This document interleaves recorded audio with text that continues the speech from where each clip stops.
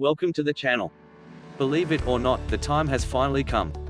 Fans across the world can now enjoy Justice League as originally envisioned by Zack Snyder. What once was thought as nothing more than a long-shot fan dream is now a reality. Zack Snyder's Justice League, also known as the Snyder Cut, is streaming on HBO Max. At 4 hours long, this movie has a lot going on and some major differences from the original 2017 theatrical cut. One of those is the epilogue provided at the end. Today we'll explain the ending to Zack Snyder's version of Justice League. If you haven't had a chance to watch the Snyder Cut yet, check that out before diving into this video. Okay, let's get started. The movie ends with Bruce Wayne being visited by an unknown figure from the sky. This turns out to be the Martian Manhunter, who we saw revealed earlier in the movie. Martian Manhunter lets Bruce know that Darkseid is not finished with Earth yet and that he will be there to help Batman and team in a future fight against him. It is rumored that Snyder wanted to include the Green Lantern at the end of the movie but settled on using Martian Manhunter with the studio. This hints that in Snyder's original planning the intent was for the Justice League to grow in members down the road, specifically with Martian Manhunter and Green Lantern. Before Bruce is visited though, he has a dream or premonition that takes us back to the nightmare future that we had seen referenced earlier in the film as well as Batman vs Superman. Earlier in the film, before combining Kryptonian technology with the Mother Box to bring Superman back, Cyborg is warned of the future to come.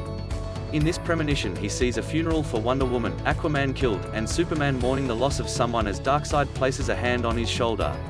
It would seem that Bruce's dream is taking place in this post-apocalyptic future. Wonder Woman and Aquaman are nowhere to be seen.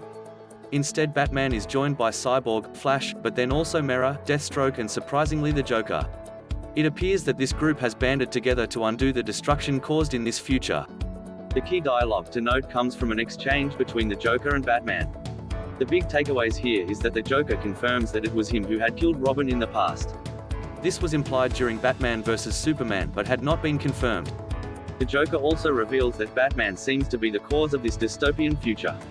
Batman failed to save Lois Lane from dying. This in turn made Superman susceptible to Darkseid and the anti-life equation, which allowed Darkseid to take control of Superman and turn him into an enforcer to take over Earth. This is why in Batman vs Superman we see an appearance from future Flash warning Bruce that Lois is the key. Apparently, this warning is not enough to save the future. The premonition scene ends with Superman finding the group. This is believed to explain what the plan was for Justice League 2 and Justice League 3 in Snyder's original vision. In Justice League 2 we would see Darkseid come to Earth and obtain the anti-life equation. Perhaps aided by Lex Luthor and Joker, Lois Lane is killed and jumpstarts the path to the apocalyptic future with an evil Superman. Justice League 3 would pick up years later and focus on the new ragtag team sending the Flash back in time to prevent the loss of Lois. In this new alternate timeline, Batman would sacrifice himself and die instead of Lois. The Justice League and other allies would rally together in a big climatic final battle against Darkseid similar to Avengers Endgame. The very end of the film would conclude years later with the son of Lois and Superman taking up the mantle to become the next Batman. Well, that's all the time for today. Would you like to see additional films taking place in the Snyder Cut universe? Let us know in the comments below. Thanks for watching and be sure to subscribe for all future content.